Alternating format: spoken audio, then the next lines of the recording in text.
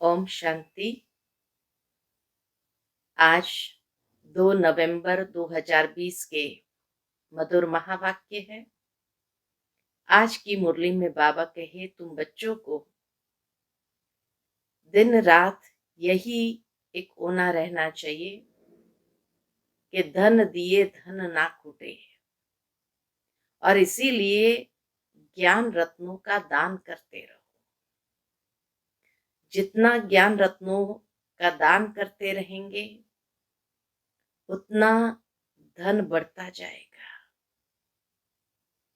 ये अविनाशी धन श्रेष्ठ संस्कारों को, श्रेष्ठ चरित्र को निखारता है। तो इसीलिए पुरुषोत्तम संगम युग में बाबा आए हैं। इतना अखुट धन हम बच्चों को देते हैं, तो बाबा कहे तुम्हें और को भी दान करना है। सुनते हैं बाबा के मधुर महावाक्य को। ओम शांति। मीठे बच्चे, यह पुरुषोत्तम संगम युग है। पुरानी दुनिया बदल अब नई बन रही है। तुम्हें अब पुरुषार्थ कर उत्तम देव पद पाना है। प्रश्न है, सर्विसेबल बच्चों की बुद्धि में कौन सी बात सदैव याद रहती है? उत्तर है, उन्हें याद रहता है कि धन दिए धन ना खूटे। इसलिए वह रात दिन नींद का भी त्याग कर ज्ञान धन का दान करते रहते हैं। थकते नहीं, लेकिन अगर खुद में कोई अवगुण होगा तो सर्विस करने का भी उमंग नहीं आ सकता है। ओम शांति। मीठे मीठे रूहानी बच्चों प्रति बाप बैठ समझाते हैं। बच्चे जानते हैं, परम पिता रोज रोज समझाते हैं। जैसे रोज रोज टीचर पढ़ाते हैं। बाप सिर्फ शिक्षा देंगे, संभालते रहेंगे, क्योंकि बाप के तो घर में ही बच्चे रहते हैं। माँ बाप साथ रहते हैं। यहाँ तो ये वंडरफुल बात है। रूहानी बाप के पास तुम रहते हो। एक तो रूहानी बाप के पास मूल वतन में रहते हैं, फिर कल्प में एक ही बार बाप आते हैं। इसलिए आते हैं बच्चों को वर्षा देने व पावन बनाने, सुख व शांति देने। तो जरूर नीचे आकर रहते होंगे। तो एक तो परमधाम में बच्चों के साथ रहते हैं, दूसरा नीचे आकर हम बच्चों के साथ रहते हैं, क्योंकि वर्षा देना है, पावन बनाना है, सुख शांति देना है। इसमें ही मनुष्य का मुंझारा है। गायन भी है, साधारण तन में प्रवेश करते हैं। अब साधारण तन कहां से उड़कर तो नहीं आता है, जरूर मनुष्य के तन में ही आते हैं। सो भी बताते हैं, सो भी बाप बताते हैं कि मैं इस तन में प्रवेश करता हूं। तुम बच्चे भी अब समझते हो, बाप हमको स्वर्ग का वर्षा देने आए हैं। जरूर हम लायक नहीं हैं, पतित बन गए हैं।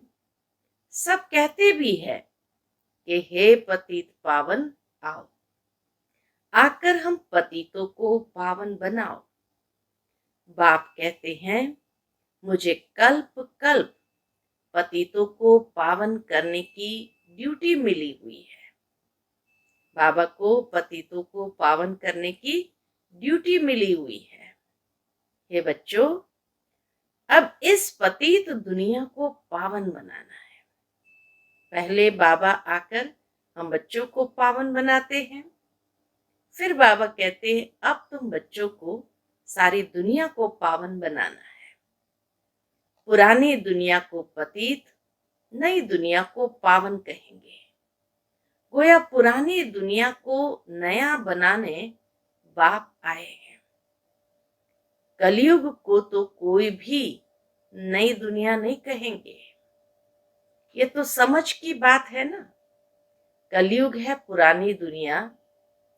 बाप भी आएंगे जरूर पुराने और नए के संगम पर। जब कहां भी तुम यह समझाते हो, जब कहां भी बाबा के ये समझाते हो, तो बोलो यह पुरुषोत्तम संगम युग है।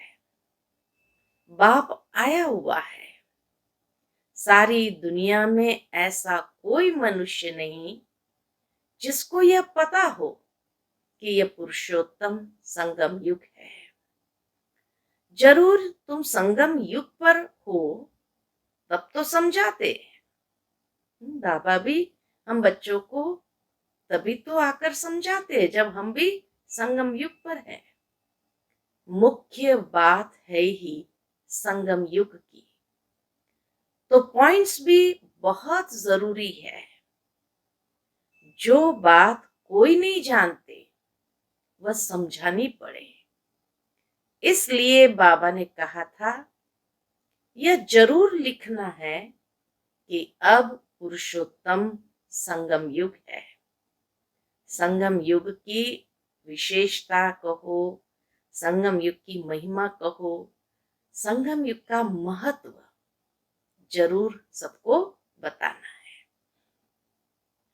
नए युग अर्थात सतयुग के चित्र भी है। मनुष्य कैसे समझे कि यह लक्ष्मी नारायण सतयुगी नई दुनिया के मालिक है। उनके ऊपर अक्षर जरूर चाहिए पुरुषोत्तम संगम युग। यह जरूर लिखना है क्योंकि यही मुख्य बात है। मनुष्य समझते हैं कलयुग में अभी बहुत वर्ष पड़े हैं, बिल्कुल ही घोर अंधियारे में है, तो समझाना पड़े नई दुनिया के मालिक ये लक्ष्मी नारायण है। यह है पूरी निशानी। तुम कहते हो इस राज्य की स्थापना हो रही है। लक्ष्मी नारायण के राज्य की स्थापना हो रही है। गीत भी है, नवयुग आया अज्ञान नींद से जागो। यह तुम जानते हो अब संगम युग है। इनको नवयुग नहीं कहेंगे, संगम को संगम युग ही कहा जाता है। यह है पुरुषोत्तम संगम युग, जबकि पुरानी दुनिया खत्म हो और नई दुनिया स्थापन होती है। मनुष्य से देवता बन रहे हैं, राजयोग सीख रहे हैं। देवताओं में भी उत्तम पद है ही इन लक्ष्मी नारायण का। यह भी है, बाबा कहे यह भी है तो मनुष्य, इनमें दैवी गुण है, इसलिए देवी देवता कहा जाता है। सबसे उत्तम गुण देवताओं में सबसे उत्तम गुण कौन सा है? पवित्रता का। तब तो मनुष्य देवताओं के आगे जाकर माथा टेकते हैं। यह सब पॉइंट्स बुद्धि में धारण उनको होगी। बाबा जो पॉइंट्स हम बच्चों को देते हैं, बाबा कहे ये पॉइंट्स धारण उनको होगी जो सर्विस करते रहते हैं। कहा जाता है धन दिए धन ना खूटे।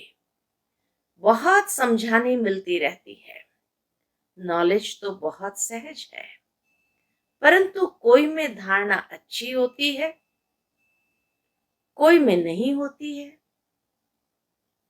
जिनमें अवगुण है वह तो सेंटर संभाल भी नहीं सकते हैं। तो बाप बच्चों को समझाते हैं, प्रदर्शनी में भी सीधे सीधे अक्षर देने चाहिए, पुरुषोत्तम संगम युग तो मुख्य समझाना चाहिए। आज बाबा बार बार हम बच्चों का अटेंशन खिंचवा रहे हैं कि बच्चे पुरुषोत्तम संगम युग का समझाना जरूर चाहिए। इस संगम पर आदि सनातन देवी देवता धर्म की स्थापना हो रही है। तो अलग अलग ढंग से बाबा ने पुरुषोत्तम संगम युग का महत्व बताया।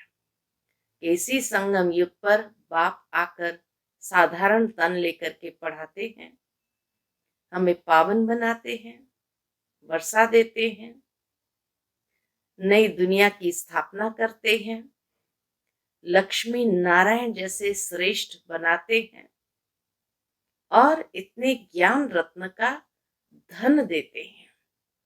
साथ ही साथ आदि सनातन देवी देवता धर्म की स्थापना कर रहे हैं।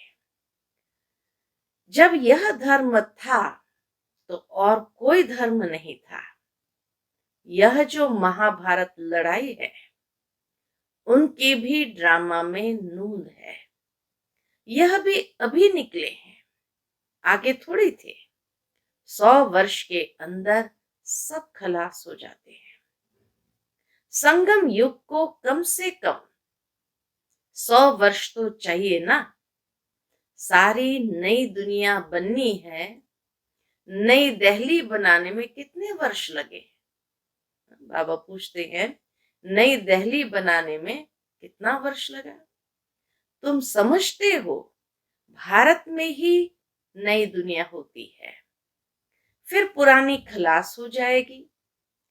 कुछ तो रहती है ना, प्रलय तो होती नहीं। यह सब बातें बुद्धि में है। अभी है संगम युग। नई दुनिया में जरूर यह देवी देवता थे, फिर यही होंगे। यह है राजयोग की पढ़ाई। अगर कोई डिटेल में नहीं समझा सकते हैं तो सिर्फ एक बात बोलो। कौन सी बात? परम पिता परमात्मा जो सबका बाप है, उनको तो सब याद करते हैं। वह हम सब बच्चों को कहते हैं, तुम पतित बन पड़े हो, पुकारते भी हो, हे पतित पावन आओ। बरोबर कलयुग में है पतित, सतयुग में पावन होते हैं।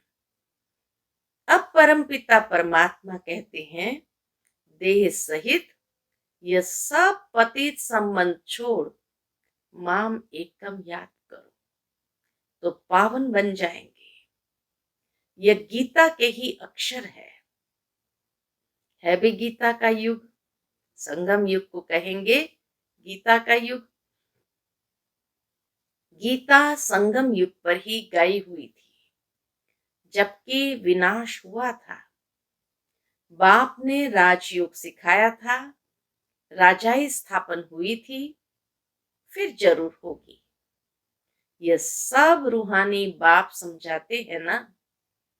चलो इस तन में ना आए और कोई में भी आए, समझानी तो बाप की है ना। हम इनका तो नाम लेते नहीं है, ब्रह्मा बाबा का नाम तो लेते नहीं है। नाम है शिव बाबा का। हम तो सिर्फ बतलाते हैं। बाप कहते हैं, मुझे याद करो तो तुम पावन बन और मेरे पास चले आएंगे। कितना सहज है। सिर्फ मुझे याद करो और 84 के चक्र का ज्ञान बुद्धि में हो। जो धारणा करेगा वह चक्रवर्ती राजा बनेगा। बाबा कहे, जो धारणा करेगा वह चक्रवर्ती राजा बनेगा। यह मैसेज तो सब धर्म वालों के लिए है। घर तो सबको जाना है, हम भी घर का ही रास्ता बताते हैं। पादरी आदि कोई भी हो, तुम उनको बाप का संदेश दे सकते हो। तुमको खुशी का बहुत पारा चढ़ना चाहिए। परम पिता परमात्मा कहते हैं, माम एकम याद करो तो तुम्हारे विकर्म विनाश होंगे। सबको यही याद कराओ। बाप का पैगाम सुनाना ही नंबर 1 सर्विस है। गीता का युग भी अब है। बाप आए हैं, इसलिए वही चित्र शुरू में रखना चाहिए। जो समझते हैं हम बाप का पैगाम दे सकते हैं, तो तैयार रहना चाहिए। दिल में आना चाहिए, हम भी अंधों की लाठी बने। बाबा कहे, तुम्हारे दिल में आना चाहिए कि हम भी अंधों की लाठी बने। यह पैगाम तो कोई को भी दे सकते हो। बीके का नाम सुनकर ही डरते हैं। बोलो, हम सिर्फ बाप का पैगाम देते हैं। परम पिता परमात्मा कहते हैं, मुझे याद करो, बस। हम किसकी ग्लानि नहीं करते हैं। बाप कहते हैं, माम एकम याद करो। मैं ऊंच ते ऊंच पतित पावन हूं।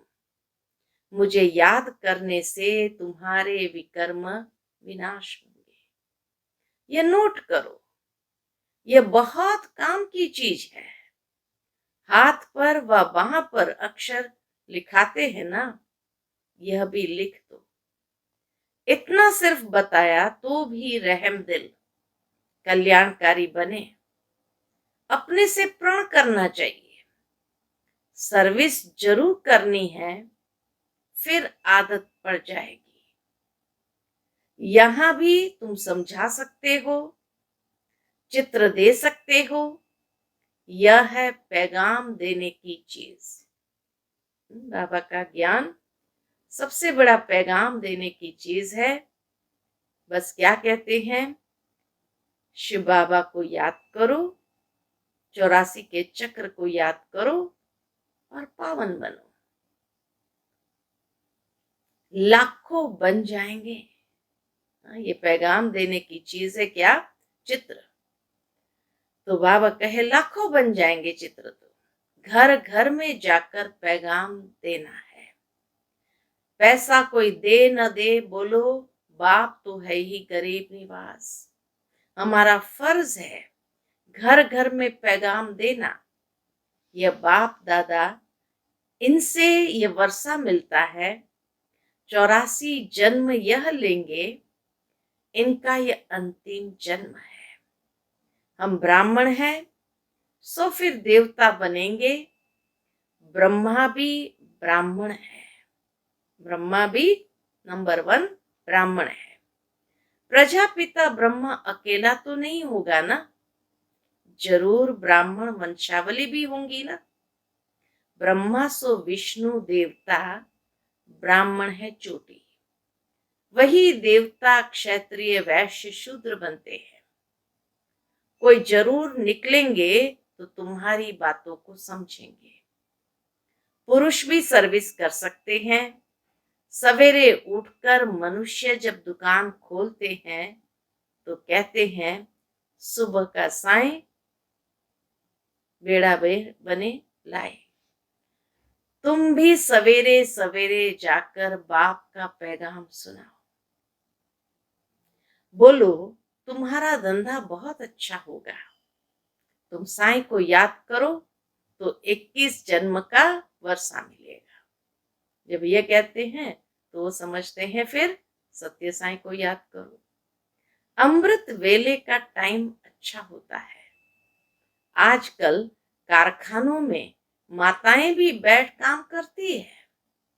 ये बैज भी बनाना बहुत सहज है। तुम बच्चों को तो रात दिन सर्विस में लग जाना चाहिए। नींद हराम कर देनी चाहिए। बाप का परिचय मिलने से मनुष्य धन के बन जाते हैं। तुम किसको भी पैगाम दे सकते हो। तुम्हारा ज्ञान तो बहुत ऊंचा है। बोलो, हम तो एक को याद करते हैं। क्राइस्ट की आत्मा भी उनका बच्चा थी। आत्माएं तो सब उनके बच्चे हैं।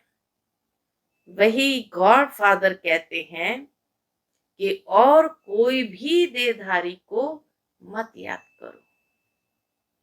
तुम अपने को आत्म समझ माम एकम याद करो तो विकर्म विनाश हो जाएंगे, मेरे पास आ जाएंगे। मनुष्य पुरुषार्थ करते ही है घर जाने के लिए, परंतु जाता कोई भी नहीं। हाँ, कहते रहेंगे बस मोक्ष मिल जाए, अब तो बस भगवान उठा ले अपने पास बुला ले, परंतु ऐसे कोई जाता नहीं है। देखा जाता है बच्चे अभी बहुत ठंडे हैं, इसमें मेहनत पहुंचती नहीं है, बहाना करते रहते हैं, इसमें बहुत सहन भी करना पड़ता है। बाबा कहे बच्चे कभी कभी ठंडे हो जाते हैं। क्यों ठंडे हो जाते हैं?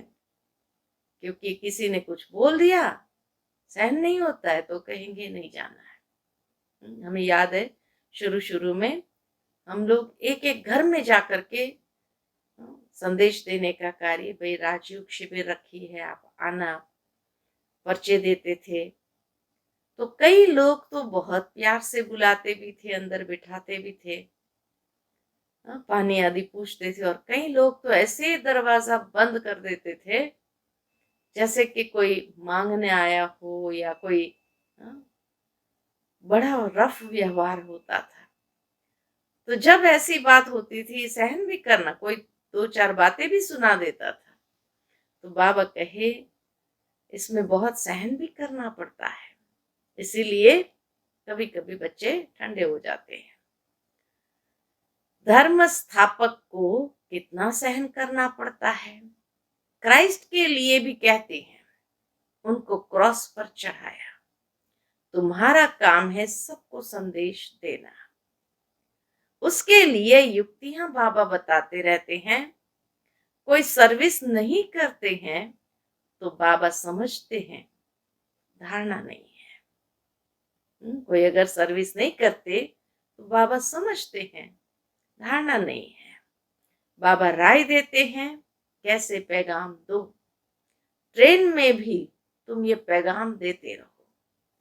तुम जानते हो हम स्वर्ग में जाते हैं, कोई शांति धाम में भी जाएंगे ना, रास्ता तो तुम ही बता सकते हो। चाहे मुक्ति का चाहे जीवन मुक्ति का रास्ता तो बाबा कहे तुम ही बता सकते हो। तुम ब्राह्मणों को ही जाना चाहिए, है तो बहुत, ब्राह्मणों को कहाँ तो रखेंगे ना। ब्राह्मण देवता क्षत्रिय प्रजापिता ब्रह्मा की औलाद तो जरूर होंगे ना। आदि में ही आदि में है ही ब्राह्मण। तुम ब्राह्मण हो ऊंचते ऊंच, वह ब्राह्मण है कुकुमशावली। ब्राह्मण तो जरूर चाहिए ना, नहीं तो प्रजापिता ब्रह्मा के बच्चे ब्राह्मण कहाँ गए। ब्राह्मणों को तुम बैठ समझाओ तो वह झट समझ जाएंगे। बोलो तुम भी ब्राह्मण हो, हम भी अपने को ब्राह्मण कहलाते हैं, अब बताओ तुम्हारा धर्म स्थापन करने वाला कौन। ब्रह्मा के सिवाय कोई नाम ही नहीं लेंगे। तुम ट्रायल कर देखो। ब्राह्मणों के भी बहुत बड़े बड़े कुल होते हैं, पुजारी ब्राह्मण तो ढेर है।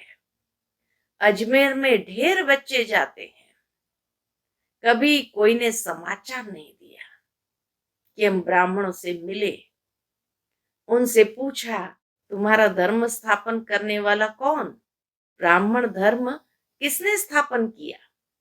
तुमको तो मालूम है सच्चे ब्राह्मण कौन है। तुम बहुतों का कल्याण कर सकते हो। यात्राओं पर भक्त ही जाते हैं। यह चित्र तो बहुत अच्छा है लक्ष्मी नारायण का। तुमको मालूम है जगदम्बा कौन है, लक्ष्मी कौन है। ऐसे ऐसे तुम नौकरों को, भिलनियों आदि को भी समझा सकते हो। तुम्हारे बिगर तो कोई है नहीं जो उन्हों को सुनाए। बहुत रहमदिल बनना है। बोलो, तुम भी पावन बन पावन दुनिया में जा सकते हो। अपने को आत्मा समझो, शिव बाबा को याद करो। शौक बहुत होना चाहिए किसको भी रास्ता बताने का। जो खुद याद करते होंगे वही दूसरों को याद कराने का पुरुषार्थ करेंगे। बाप तो नहीं जाकर बात करेंगे, यह तो तुम बच्चों का काम है। गरीबों का भी कल्याण करना है। बेचारे बहुत सुखी हो जाएंगे। कितना बाबा रहमदिल। बाबा कहे तुम बच्चे सबको ज्ञान सुनाओ, सबका कल्याण करो, बेचारे बहुत सुखी हो जाएंगे। थोड़ा याद करने से प्रजा में भी आ जाए वह भी अच्छा। यह धर्म तो बहुत सुख देने वाला है। दिन प्रतिदिन तुम्हारा आवाज जोर से निकलेगा। सबको यही पैगाम देते रहो, अपने को आत्मा समझ बाप को याद करो। तुम मीठे मीठे बच्चे पद्मा पदम भाग्यशाली हो। जबकि महिमा सुनते हो तो समझते हो, फिर भी कोई बात की फिक्रात आदि क्यों रखनी चाहिए। यह है गुप्त ज्ञान, गुप्त खुशी। तुम हो इनकॉग्निटो वॉरियर्स। तुमको अननोन वॉरियर्स कहेंगे और कोई अननोन वॉरियर्स हो नहीं सकता। तुम्हारा दिलवाड़ा मंदिर पूरा यादगार है। दिल लेने वाले का परिवार है ना। महावीर महावीरनी और उनकी औलाद, यह पूरा पूरा तीर्थ है। काशी से भी ऊंची जगह हुई। आबू सबसे महान तीर्थ है। बाबा कहे काशी से भी सबसे ऊंची जगह हुई। अच्छा, मीठे मीठे सिक्की लदे बच्चों प्रति माता पिता बाप दादा का याद प्यार और गुड मॉर्निंग। रूहानी बाप की रूहानी बच्चों को नमस्ते। हम सब रूहानी बच्चों की रूहानी माता पिता बाप दादा को याद प्यार, गुड मॉर्निंग और नमस्ते नमस्ते। शुक्रिया बाबा, शुक्रिया। आज की मुरली से धारणा के लिए मुख्य सार है। पहली पॉइंट, घर घर में जाकर बाप का पैगाम देना है। सर्विस करने का प्रण करो। सर्विस के लिए कोई भी बहाना मत दो। दूसरी पॉइंट, किसी भी बात की फिक्रात नहीं करनी है। गुप्त खुशी में रहना है। किसी भी देहधारी को याद नहीं करना है। एक बाप की याद में रहना है। आज का बाप दादा का मधुर वरदान, परिस्थितियों को गुड लक समझ।